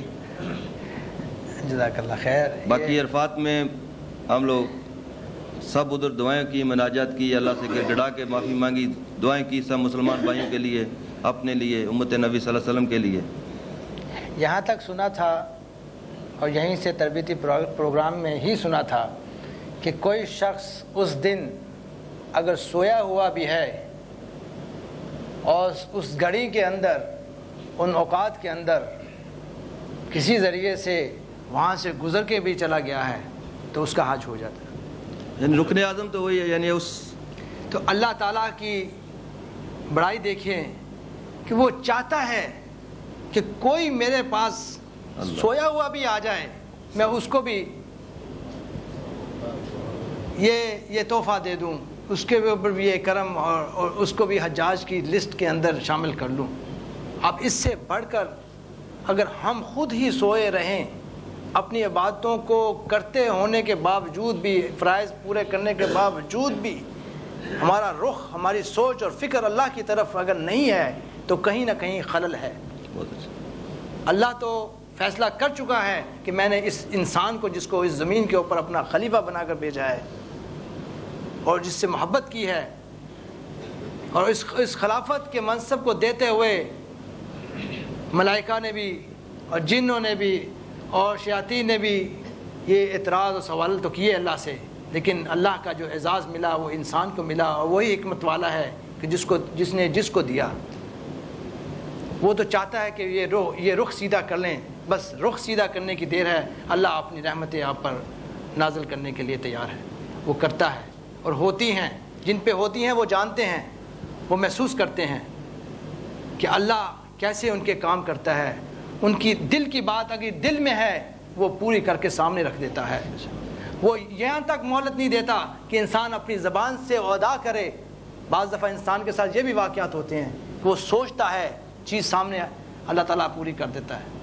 ایسی حاجت ہوتی ہے, وہ ابھی خیال کرتا ہے, ابھی تصور کر رہا ہوتا ہے, تصوراتی زندگی میں ہوتا ہے, تو وہ چیز حقیقت میں سامنے ان کی پوری ہو جاتی ہے. یہ اللہ کی عنایت اور کرم ہے. تو اسی کے ساتھ میں اور کسی دوسرے حاجی کے لیے چانس دینا چاہتا ہوں انشاءاللہ. اور کوئی ساتھی اگر اٹھنا چاہے, نہیں تو میں خود پن پوائنٹ کرنے والا ہوں. کچھ چہروں کو میں نے اتنے مجمع میں پڑھ لیا ہے. ایک آئے ہیں, آپ تشریف لائیں ادھر. یہ اختر صاحب ہیں ماشاءاللہ. السلام علیکم جی, میرا نام اختر نواز ہے. اللہ تعالیٰ نے بڑا کرم کیا کہ اس دفعہ میں نے حج کیا. اس سے قبل 6 مہینے پہلے میں نے عمرہ کیا تھا, اور عمرے کے دوران میں نے خانہ کعبہ کے ساتھ چمٹ کر یہ اللہ تعالیٰ سے التجا کی تھی, دعا کی تھی کہ یا اللہ مجھے اپنے گھر کا حج نصیب فرما. اور شکر ہے اللہ کا کہ اللہ نے میری وہ دعا قبول کی اور میں نے یہ حج کی سعادت نصیب ہوئی مجھے. تو حج کی جو تربیت ہم نے یہاں سے حاصل کی تھی دارالایمان سے, اس میں سب سے بڑا یہ فائدہ ہوا کہ اس سے قبل مجھے یہ چیز پتہ نہیں تھی کہ حج کے رکن کتنے ہیں, واجب کتنے ہیں اور سنت کتنی ہیں. تو یہ اللہ کا شکر ہے کہ ہر چیز بڑی کلیئر یہاں سے ہمیں معلوم ہوئی. اور اس کے بعد کیسٹیں ملی, کیسٹ سے ہم نے دیکھی. پھر ایک چھوٹا سا پرچہ انہوں نے دیا تھا جس پہ بالکل مختصر سا, جس کے اوپر یہ چیز موجود تھی کہ یہ رکن ہے, یہ واجب ہے اور یہ سنت ہے. وہ میں نے اپنی جیب میں رکھا اور اس کے مطابق اللہ تعالیٰ نے توفیق دی کہ ہر چیز, تمام ارکان صحیح انجام دیے ماشاءاللہ. تو وہ تکلیفیں تو ہیں. حج میں سب سے بڑی یہ بات ہے کہ صبر کرنا چاہیے اور مشقت ہے اس میں. اور پہلے بھی میرے بھائیوں نے بتایا ہے کہ یہ جوانی میں اور اچھی صحت میں یہ کرنا چاہیے. بڑھاپے میں یہ تمام رکن اور تمام یہ واجب اور سنتیں ادا آدمی صحیح اچھے طریقے سے نہیں کر سکتا. تو ہماری دعا ہے کہ اللہ تعالیٰ سب کو یہ موقع عطا فرمائے اور سب اللہ کے گھر کا حج کریں. جزاک اللہ خیر.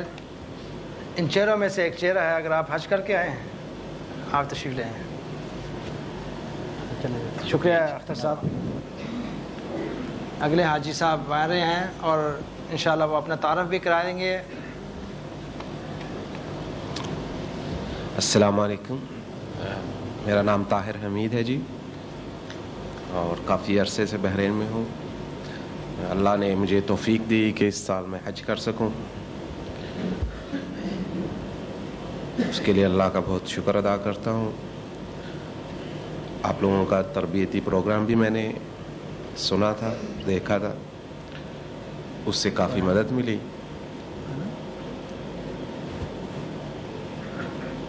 خاص کر کے وہ جو چھوٹا سا پرچہ آپ نے دیا ہوا تھا وہ جیب میں رکھ لیا تھا,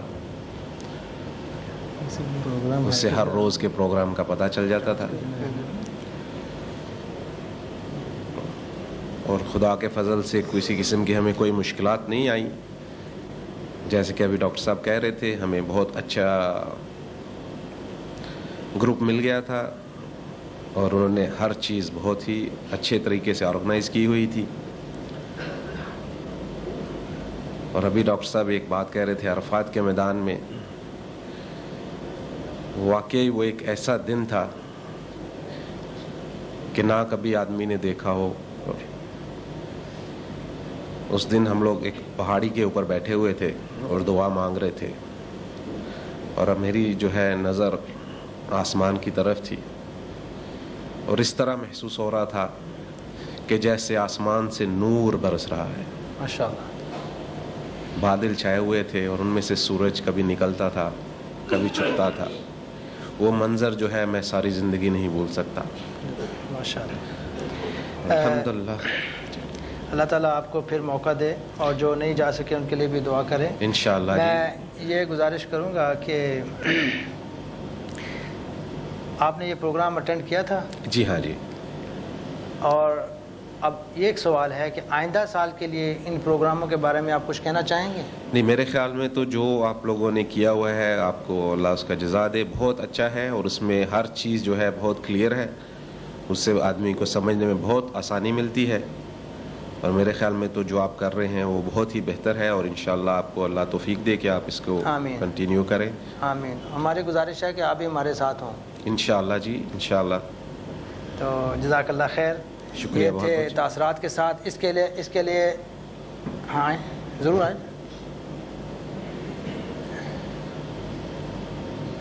آپ اپنا تعارف مختصر, اور اب میں مزید کچھ چہرے دیکھ چکا ہوں, میرا ان کو نام بس نام لیتا جاؤں گا اور وہ خود تشریف لیتے آئیں. تقریباً 10 سے 15 منٹ کا ٹائم ہے. السلام علیکم. اللہ کا شکر ہے کہ میں نے حج کیا ہے, اللہ نے مجھ پر رحمت دی ہے. میرا نام افتخار علی ہے. میں ایز اے ڈاکٹر یتیم آپٹیشن میں جاب کرتا ہوں, آج چیک کرتا ہوں. میرا ایک مشورہ ہے کہ اگر حج کو اگر جا رہے ہیں تو ایک بات یہ دیکھیں کہ آپ کن لوگوں کے ساتھ جا رہے ہیں. سب سے بڑی بات ہے کہ حج کو اکثر لوگ آتے ہیں, میں نے دیکھا ہے کہ کہاں رہیں گے, کیا کھائیں گے, بستر ملے گا نہیں ملے گا, بس اس میں حج ہو جاتا ہے, بس گھوم پھر کے ایسے سمجھتے ہیں آ جاتے ہیں. اور آپس میں خلوص محبت بہت کم دیکھا ہے ہم نے, کہ ہر ممالک کے لوگ آتے ہیں مگر ہر آدمی اپنا ارکان پورے کرے گا اور چلے جائے گا. حج, میرا ایک مرجع ہے کہ حج ایک جہاد کی طرح ہے. اگر آپ لوگ حج کرنے نکلے ہیں تو یہ سمجھے کہ ایک جہاد کے لیے جا رہے ہیں, ہر مسئلے کو فیس کرنے کے لیے تیار رہیں. اور سب سے بڑی بات جو میں نے غور کی ہے کہ یہاں سے بھی مجھے بہت ساری تربیت ملی ہے. پرچی بھی ساتھ تھی, میرے ساتھ 2 بچے بھی تھے چھوٹے, ایک 5 سال کا, ایک 3 سال کی لڑکی بھی تھی. میری محترمہ بھی میرے مسز میرے ساتھ تھی. سب سے بڑی بات میں نے غور کی ہے, حرم میں طواف وداع اور طواف کے وقت مقام ابراہیم کے پاس بہت رش ہوتا ہے, اور ہر آدمی جیسے ہی طواف ختم کرتا ہے کہ مقام ابراہیم سے ہی واپس جاؤں گا, اور آنے والے بھی اور جانے والے بھی.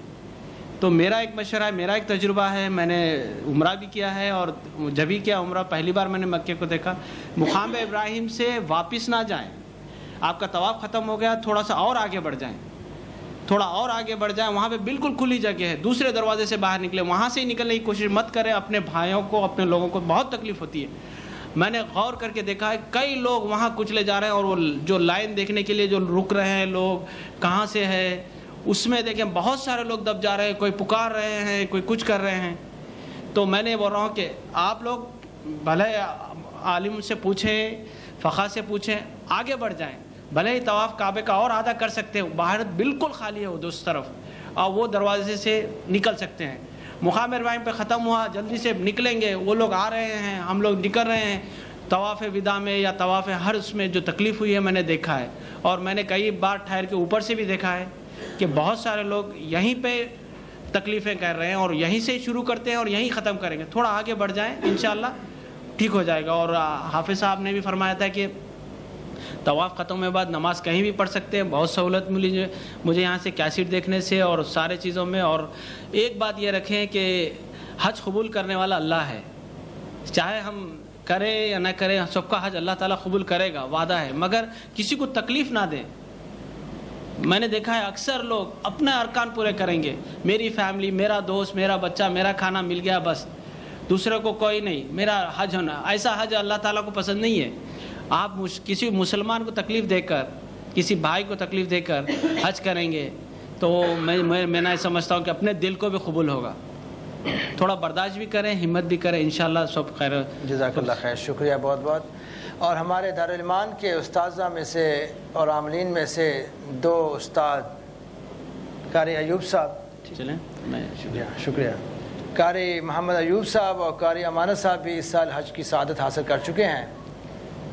تو ان استادوں کی شرف کے لیے میں یہ کہوں گا کہ اگر وہ موجود ہیں تو ان میں سے کوئی ایک, یا قاری امانت صاحب اگر ہیں قریب کہیں بیٹھے ہوئے تو وہ تشریف لے آئیں اور اپنے تاثرات کریں. اور اس کے بعد ایک آخری حاجی, وہ میں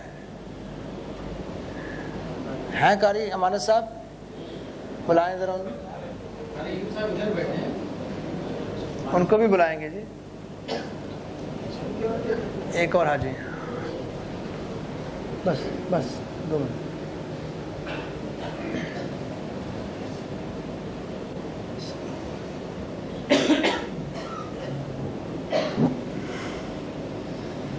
بسم اللہ الرحمن الرحیم. السلام علیکم.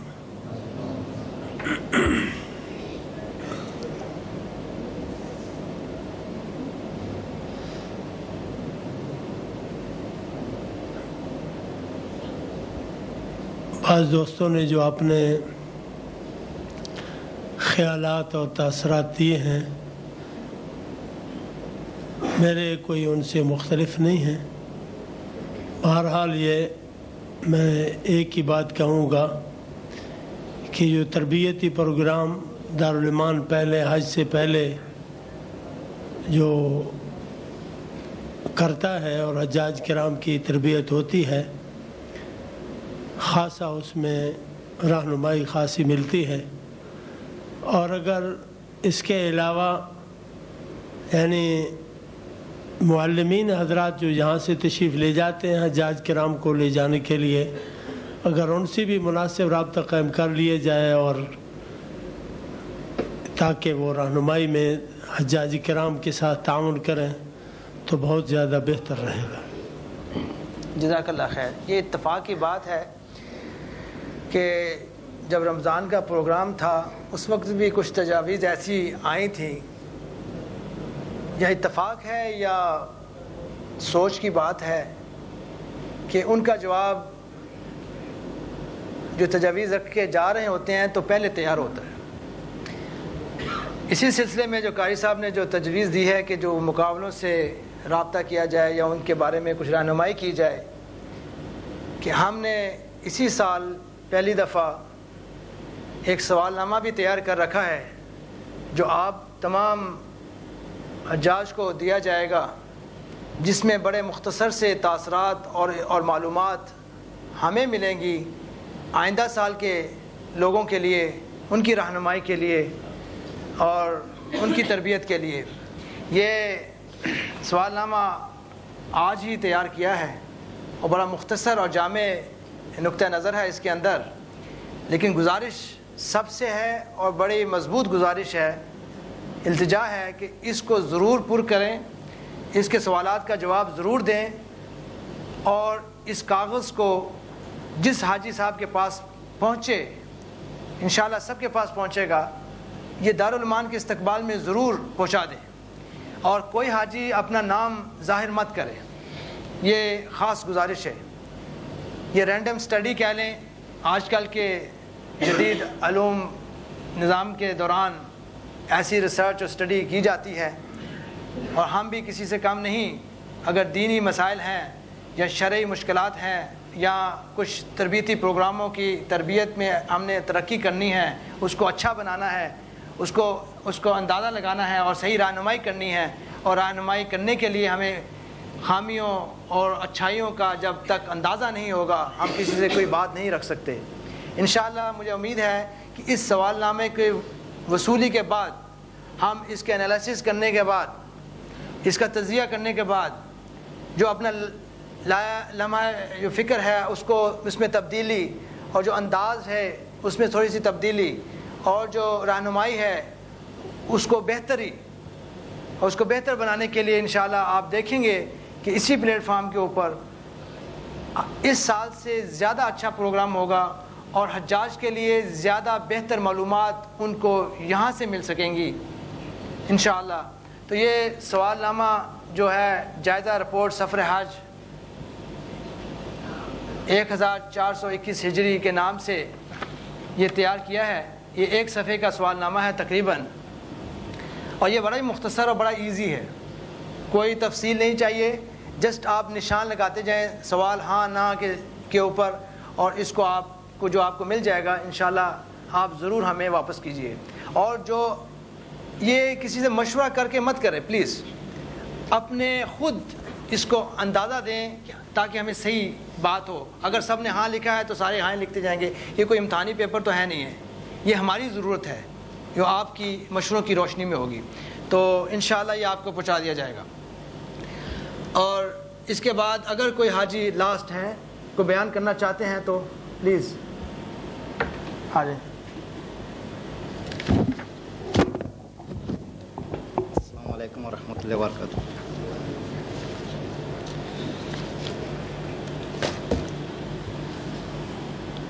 اللہ کا بہت بہت شکر ہے جو اس سال میں مجھے حج کرنے کا توفیق دیا۔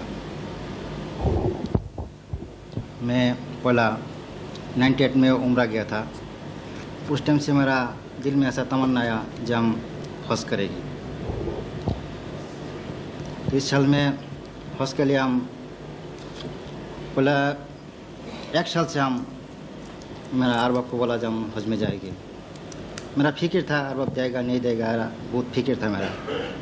پھر رمضان میں جب بولا ارباب کو، بولا کہ ہم جا سکتا ہے، پھر میرا دل میں بہت خوش آیا۔ پھر حج کا تیاری کیا، میرا فکر تھا حج کیسا کرے گی نہیں معلوم، اگر کوئی گڑبڑ ہو جائے تو حج مکمل نہیں ہوگا۔ پھر بہت حاجی کو ہم پوچھا، جو حاجی حج کر کے آیا ہے، ہم پوچھا کیسا کرنے کا بھائی مجھے تھوڑا بتائے، لیکن کسی نے برابر نہیں بتایا۔ پھر ایک دن مسجد میں سنایا جو دارالعلوم نے ادھر پروگرام ہے ادھر حج کا، تو اس لیے بتا دیں۔ پھر میرا دل میں خوب خوش آیا جو ادھر جائے گا تو شاید سب معلومات ہو جائے گا۔ پھر ادھر آیا، انشاءاللہ سب کچھ معلومات ہوا، کیسے بھی ملا، اور ایک کتاب بھی بنگلہ میں ملا، میں بنگلہ دیش کا ہوں، وہ کتاب ملنے سے میرا بہت مدد ملا۔ پھر ادھر جائے گا، اگر معلوم اگر اچھے نہیں ہوگا پھر ادھر حج کرنے کا بہت مشکل ہے، اگر معلومات نہیں ہے بہت مشکل ہے، کیونکہ بنگلہ دیش سے اگر انڈیا سے آئے گا ادھر معلم ادھر بتا دیتا ہے کیسا حج کرنے کے کیا کرنے کے بتا دیتا ہے، ادھر معلم لے کے چھوڑ دیتا ہے، کیسا بھی جس کا معلوم ہے کرے گا، اور جس کا نہیں معلوم ہے اس کا تو بہت مشکل ہے۔ پھر بھی تھوڑا گڑبڑ ہوا، ادھر کتاب میں جو لکھا تھا ہمارا جو معلم ہے نا، شاید وہ نیا معلم ہے، اور تھوڑا گڑبڑ ہوا تھا، ہمارا فکر ایسا اگر حج مکمل نہیں مشکل ہے، پھر اتنا پیسہ خرچہ کر گیا۔ ادھر وہ کتاب میں لکھا تھا 8 ذی الحج کو صبح جانے کا ادھر سے مینا میں، معلم 7 تاریخ کو 8 بجے بولا چلو ابھی مینا میں جائے گا، ہم سوچا ابھی کیسا ہے، ایسا 8 تاریخ کو لکھا ہے، ابھی 7 تاریخ کو جائے گا تو حج مکمل نہیں ہوگا، میرا بہت فکر تھا۔ پھر 12 بجے ہم لوگ ادھر سے نکلا، مینا میں گیا، تو حج بہت اچھے سے کیا، ہمارا کوئی تکلیف نہیں ہوا، تھوڑا سا تکلیف ہوا تھا وہ جمرات کرنے کا ٹائم، اور جب مینا سے ہم لوگ عرفات گیا تو صبح سے ہم صبح سے جائے گا ادھر عرفات میں، حج تو عرفات میں ہے، ادھر جانے کا ضروری ہے۔ تو کسی نے سنا بولا مولوی میں بولا جو گاڑی لیٹ آئے گا، گاڑی کب آئے گا معلوم نہیں۔ آپ کو اس جو کتابچہ ملا ہے اس میں بہت مدد ملا، بہت مدد ملا مجھے، جزاک اللہ خیر۔ کیونکہ وہ کتاب میں لکھا تھا جو عرفات ہی حج ہے، اس لیے ہمارا بہت فکر تھا عرفات میں کیسا جائے گا۔ फिर मोहल्ले में बोला वो गाड़ी लेट आएगा। फिर हमारे साथ 2-3 मिसरी था, बोला हम चल के जाएगा उधर, अगर गाड़ी लेट आएगा फिर नहीं जा सकता, मुश्किल है, फंस नहीं आएगा।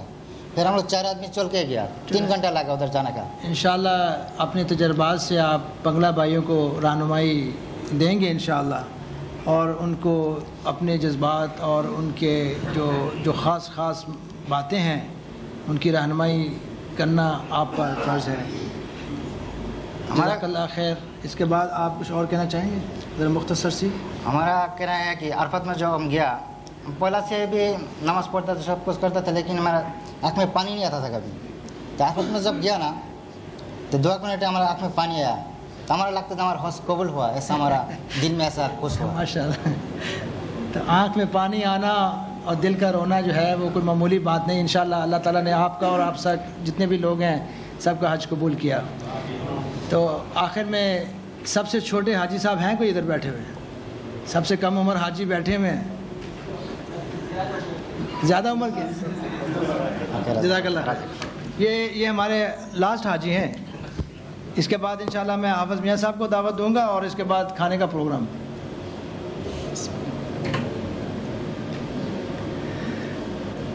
अस्सलाम वालेकुम, मेरा नाम साबिर रहमान है, मैं पेशावर का रहने वाला हूँ।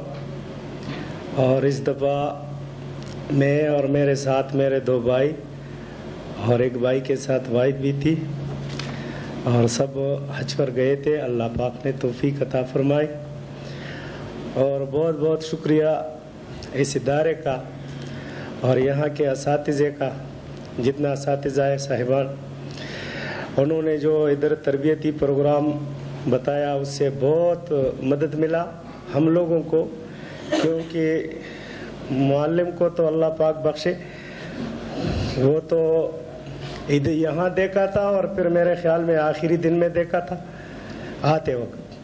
तो बाकी जो कुछ हम लोगों को मदद मिला तो इधर ये दारुल ईमान में जो तरबियती प्रोग्राम मिला, जो कैसेट मिले हमको, जो नक्शा मिला साथ में, वही सुबह देख के प्रोग्राम देखते थे कि भाई आज क्या करना है। माशाअल्लाह। तो हम लोग बहुत मशकूर है, और ख़ासकर सारे मुसलमानों को, क्योंकि आजकल के वक्त में अगर कोई इतना वक्त देता है, कोई इतना तकलीफ़ कर उठाता है, तो ये बहुत बड़ी बात है। अल्लाह पाक इन सबको जज़ाए खैर दे दे। हज से पहले और हज के बाद अपने घरेलू तब्दीली के बारे में कुछ महसूस करते हैं या करना चाहेंगे या कहना चाहेंगे?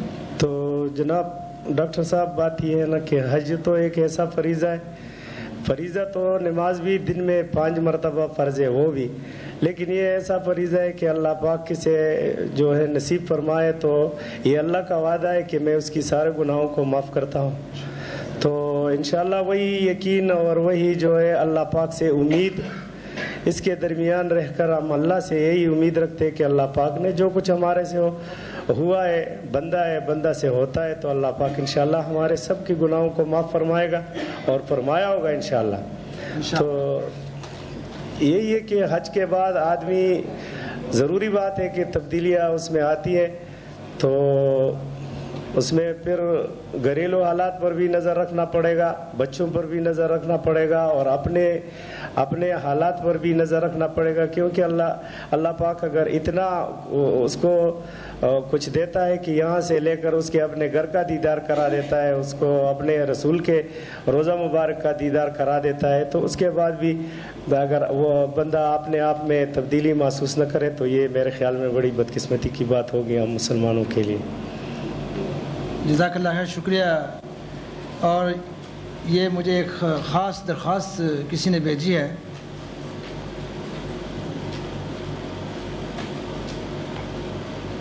ये 2 बातों का मशवरा देना चाहते हैं। एक साथी अरफात का ज़िक्र और जाने से पहले तरबियत के बारे में, शायद ये इनकी बात हमारे आइंदा साल के प्रोग्रामों के लिए रहनुमाई साबित हो, तो उनको मैं मौका देता हूँ कि वो प्लीज़ मुख्तसर से बात रखें, क्योंकि टाइम हमारे पास बहुत अब कम रह गया है। अस्सलामु अलैकुम वरहमतुल्लाहि वबरकातुहू। मेरा नाम मोहम्मद याकूब है जी, और मैं BDF में सर्विस करता हूँ। अरसा 10 साल से मैं सर्विस कर रहा हूँ। अल्हम्दुलिल्लाह अल्लाह ताला ने तौफीक और हिम्मत दी। जब वहाँ पहुँचे तो मुझे एहसास हुआ कि मैं काफ़ी लेट हूँ। बहरहाल باقی باتیں میرے دوست بتا چکے ہیں.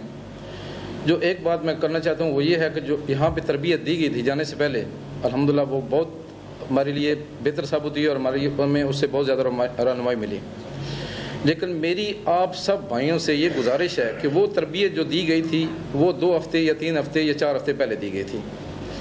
اگر وہی تربیت آج سے ہم آئندہ سال جو جانے والے ہمارے بہن بھائی ہیں آج سے ہم انہیں دینا شروع کر دیں تو میرے خیال میں اس تربیت کا بہت زیادہ اثر ہوگا ان پہ. خصوصاً دعائیں اور جو وہاں پہ ہم نے اپنے فرائض جو ادا کرنے ہیں اس کے بارے میں اگر آج سے ہم وہ شروع کر دیں تو وہ بہت بہتر رہے گا. جہاں تک ڈاکٹر صاحب نے ایک سوال کیا تھا عرفات کے بارے میں آپ نے کیا محسوس کیا تھا تو وہاں سے میں نے سوچا کہ میں بھی جواب دینا چاہوں گا. عرفات میں جب ہم پہنچے تو ہم 6 ساتھی تھے. ہم نے مسجد نمرہ جو اس سے باہر ہم نے اپنا ڈیرا لگایا تھا. لیکن میری ایک حسرت تھی کہ میں کیوں نہ مسجد کے اندر جا کے میں اپنا بیٹھوں اور وہاں پہ جا کے میں جو فرض ہے وہ ادا کروں.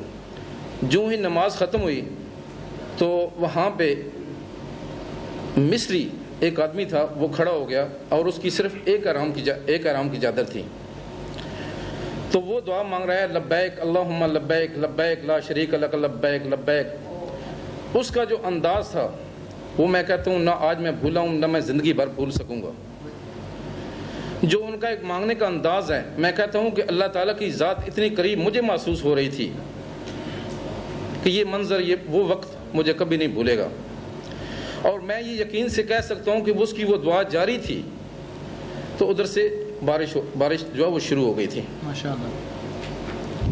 اور میں یقیناً یہ کہہ سکتا ہوں کہ ادھر وہ اللہ تعالیٰ سے کہہ رہا ہے کہ یا رب العزت میں حاضر ہوں.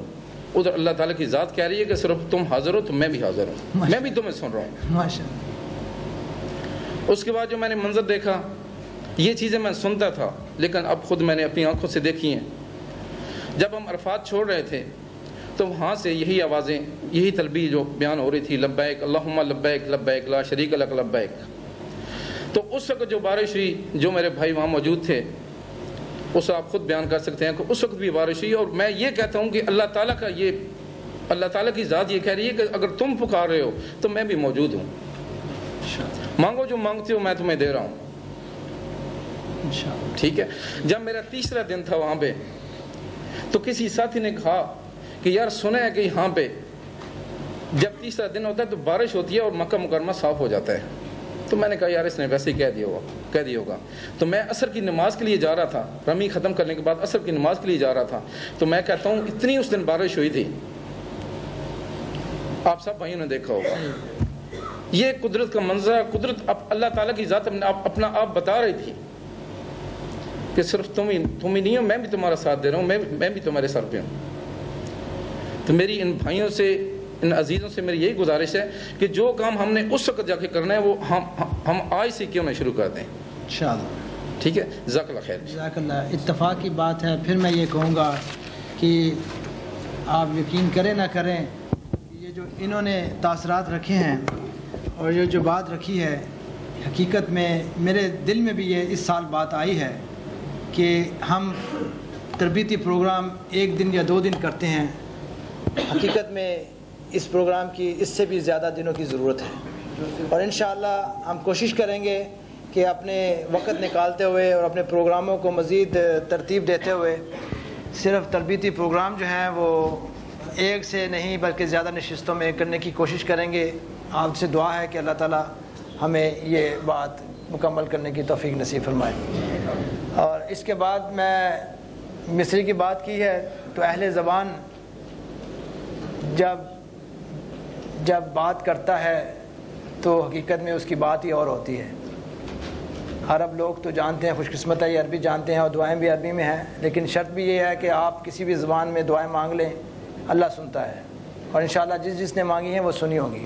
آخر میں گزارش کروں گا حافظ میاں محمد صاحب کو کہ وہ تشریف لائیں اور اس پروگرام کے بارے میں اور حج کے پروگرام جو گزرے ہیں ان کے بارے میں اور انشاءاللہ حج کا ہماری زندگی پر اثر کیا ہوا ہے یا کیا ہونا چاہیے اس کے بارے میں روشنی فرمائیں.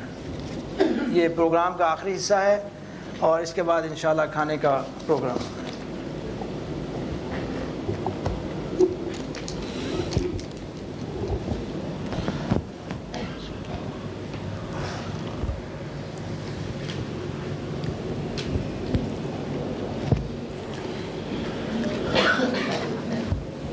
بسم اللہ الرحمن الرحیم الحمد للہ رب العالمین والصلاة والسلام علی نبینا و حبیبنا محمد وعلی آلہ وصحبہ اجمعین.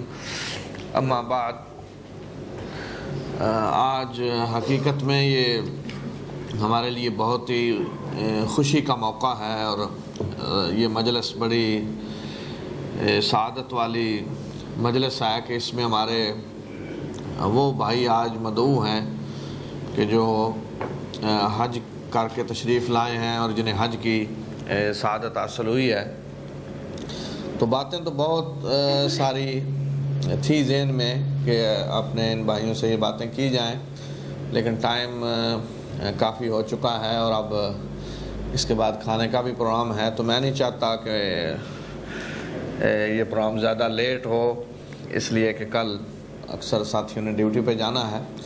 تو میں صرف ایک دو باتیں حج کے حوالے سے اور حج کا ہماری زندگی پہ کیا اثر ہونا چاہیے اس حوالے سے عرض کر کے انشاءاللہ پروگرام کو ختم کروں گا. یہ بات تو یقینی ہے، جیسا کہ سب دوستوں نے اپنے تاثرات میں کہا ہے اور ہمیشہ ہم سنتے ہیں کہ حج زندگی میں تبدیلی لاتا ہے. حج سے پہلے کی زندگی اور حج سے بعد کی زندگی لازماً بدلتی ہے، اس لیے کہ حج اتنی عظیم عبادت ہے کہ جو ساری اسلامی عبادات کا حقیقت میں مجموعہ ہے. ساری اسلامی عبادات میں جو حکمتیں ہیں، جو مقاصد ہیں، وہ سارے حج کے اندر اکٹھے ہو جاتے ہیں. اس میں وہ حکمتیں بھی ہیں جو روزے کے اندر ہیں، جو نماز کے اندر ہیں، جو جہاد کے اندر ہیں، جو زکوٰۃ کے اندر ہیں. ساری چیزیں اللہ تعالیٰ نے اس میں جمع کر دی. لیکن سب سے اہم جو چیز ہے حج کے اندر وہ حج کا تلبیہ ہے، جو حاجی احرام باندھتے ہی شروع کر دیتا ہے اور پورے حج میں پڑھا جاتا ہے. لبیک اللہم لبیک لبیک لا شریک لک لبیک ان الحمد والنعمت لک والملک لا شریک لک. تو یہ تلبیہ جو ہے یہ اول روز سے، جب اللہ کا یہ گھر بنایا گیا، جب سے حج شروع ہوا، اس دن سے یہ تلبیہ شروع ہے، حضرت ابراہیم کے زمانے سے. تو یہ تلبیہ ہمیں اچھی طرح اس کو سمجھنا چاہیے اور یہ تلبیہ ہماری پوری زندگی میں جاری ہو جانا چاہیے. یعنی جس طرح حج میں ہم نے کہا ہے کہ لبیک اے اللہ میں حاضر ہوں، اور اصل تلبیہ کا معنی یہ ہوتا ہے کہ کوئی بلائے اور آپ اس کے بلانے کا جواب دے، حاضر ہو جائیں. تو جس طرح حج میں ہم نے یہ تلبیہ پڑھا ہے اور لبیک کہا ہے کہ اللہ نے بلایا ہے، حکم دیا ہے میرے گھر کا حج کرو، تو اے میرے پروردگار ہم حاضر ہیں. تو بالکل اسی طرح ہمیں اپنی پوری زندگی یا بقیہ زندگی گزارنی چاہیے. ویسے تو ہر مسلمان کا حج سے پہلے بھی اور حج کے بعد بھی یہی اس کا کام ہونا چاہیے. یہی مسلمان کی صفت ہے کہ وہ اپنے رب کی پکار پہ لبیک کہے ہمیشہ، کہ جہاں بھی ہمارا رب ہمیں بلائے ہم لبیک کہیں کہ ہم حاضر ہیں، تیرا ہر حکم بجا لانے کے لیے تیار ہیں، تیرے لیے سب کچھ کرنے کے لیے تیار ہیں، جو تو کہے گا وہی ہم کریں گے، ہمارا سب کچھ تیرے لیے ہے. تو یہ تلبیہ ہماری پوری زندگی میں جاری ہونا چاہیے کہ صرف یہ نہیں کہ ہم نے حج میں لبیک کہا ہے، بلکہ وہ نماز کے لیے بلا رہا ہے تو وہاں لبیک کہیں، وہ اپنے دین کی خدمت کے لیے بلا رہا ہے وہاں لبیک کہیں، وہ اپنے راستے میں خرچ کرنے کے لیے بلا رہا ہے تو لبیک کہیں، وہ اپنا کوئی اور حکم آرڈر قانون ہمیں دے رہا ہے تو اس کو ماننے کے لیے بھی ہم اسی طرح لبیک کہیں، وہ کسی چیز سے ہمیں روک رہا ہے تو وہاں بھی ہم اسی طرح لبیک کہیں کہ ہم حاضر ہیں، ہم اس کو نہیں کریں گے، اس کے قریب بھی نہیں جائیں گے.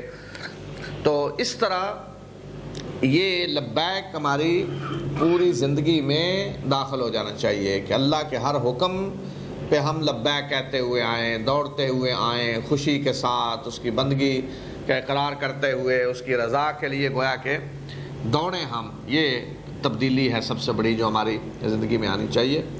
اور پھر اس کے بعد اسی تلبیہ کے اندر ایک اور اقرار اور اعتراف جو ہم کرتے ہیں، ساری نعمتیں اللہ کی عطا کی ہوئی ہیں اور شکر کا حقدار وہ ہے. ان الحمد والنعمت لک، شکر کا حقدار تو ہے، نعمتیں ساری تیری عطا کردہ ہیں، تیرا کوئی شریک نہیں. تو اس طرح ایک اور صفت ہمیں اپنی زندگی کے اندر جو پیدا کرنی چاہیے وہ شکر کی ہے کہ ہم اللہ کے شکر گزار بندے بنیں.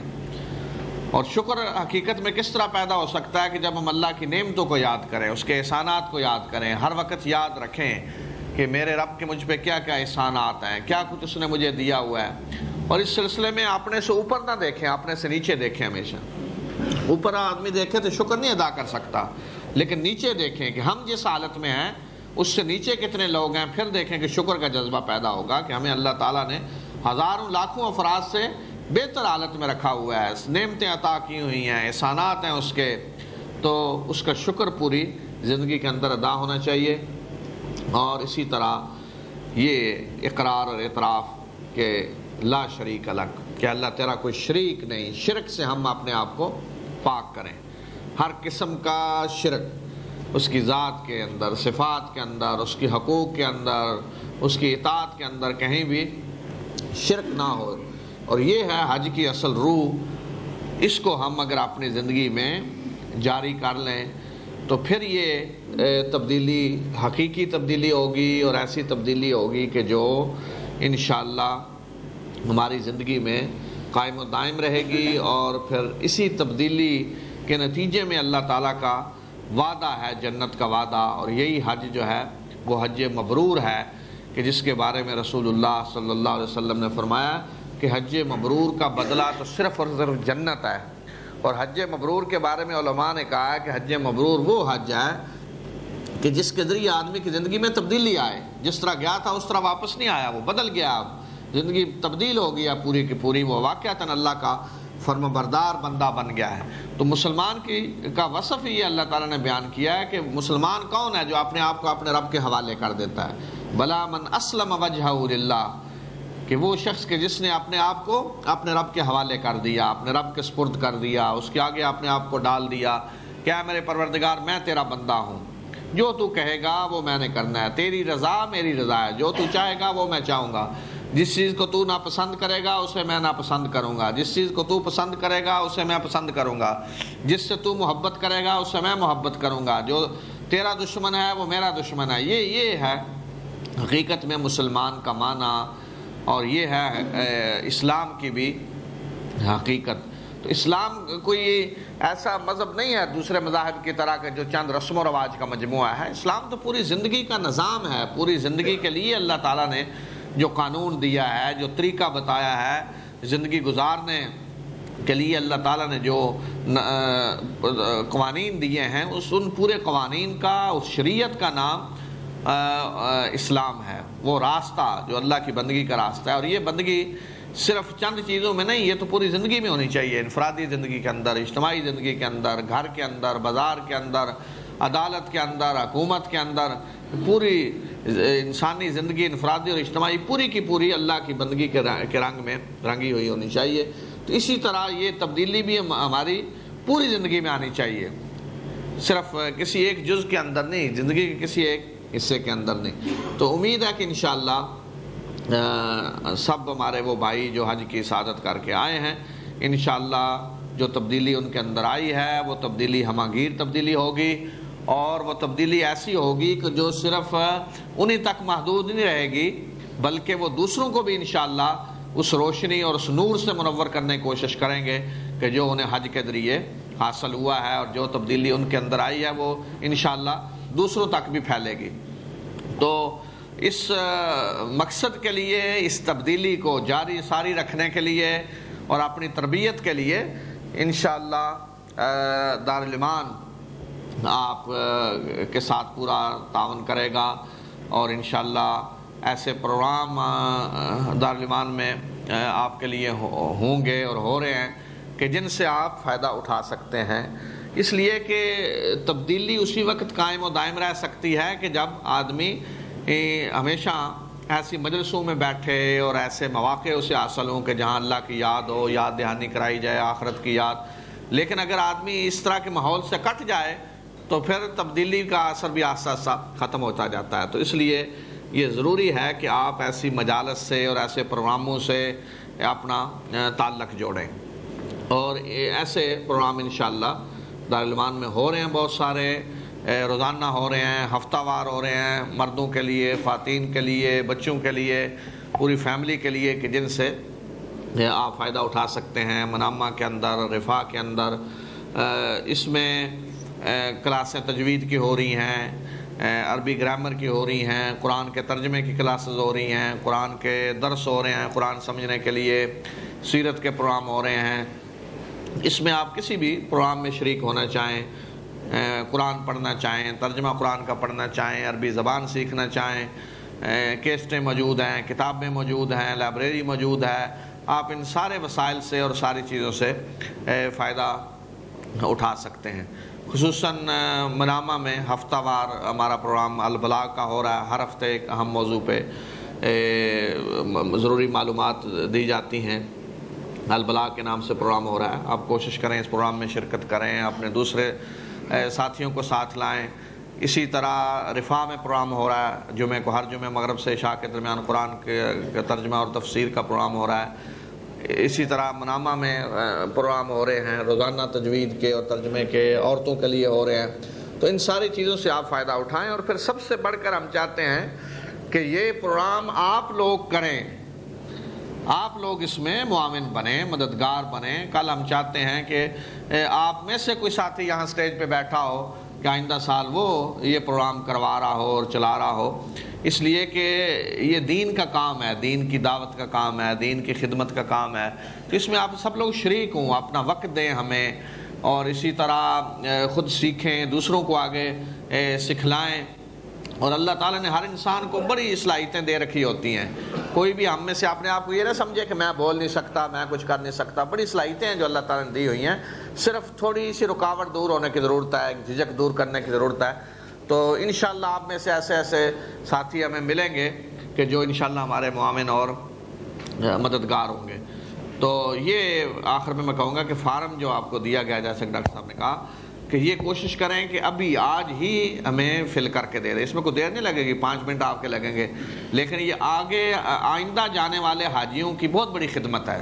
کہ اکثر سب سے بڑی مشکل جو پیش آتی ہے وہ یہ ہے کہ ہم کسی کی یہ رہنمائی نہیں کر سکتے کہ مقابل کون سا بہتر ہے۔ تو ہم نہیں چاہتے کہ ہم اپنی طرف سے کوئی فیصلہ کریں کہ ہم کسی کو کہہ دیں جی فلاں بہتر ہے۔ ممکن ہے کوئی کل سوچے جی وہ تو انہیں کو کمیشن دے رہا ہے اس لیے یہ فلاں کے پاس ہمیں بھیج رہے ہیں۔ تو ہم یہ نہیں چاہتے کہ ہم کو فیصلہ کریں۔ تو ہم صرف یہ کریں گے کہ یہ رپورٹ جو ہمارے سامنے آئے گی تو ہم آئندہ سال حجاج کو بتا دیں گے کہ ہم نے سروے کیا، اس کی روشنی میں یہ ہے رپورٹ، اور اس کی روشنی میں آپ فیصلہ کر لیں کہ کون سا مقابل پہلے نمبر پہ آیا، دوسرے نمبر پہ آیا، تیسرے نمبر پہ آیا۔ یہ سہولتیں تھیں جو گزشتہ سال سب نے دی ہیں۔ تو یہ ایک بہت بڑی خدمت، بہت بڑی رہنمائی ہوگی آئندہ سال جانے والے حاجیوں کے لیے۔ تو اس لیے آپ یہیں یہ فارم دے جائیں، یہ نہ کوشش کریں کہ لے جائیں بعد میں دیں گے، بعد میں رہ جائے گا، 5 منٹ لگیں گے، یہاں کھانے سے پہلے، کھانے کے بعد فل کر کے دے جائیں۔ وآخر دعوانا الحمدللہ رب العالمین۔ جزاک اللہ خیر۔ اس کے علاوہ بھی کوئی مشورہ ہو تو وہ سوال نامہ کے بیک سائڈ پہ آپ دے سکتے ہیں۔ جزاک اللہ خیر۔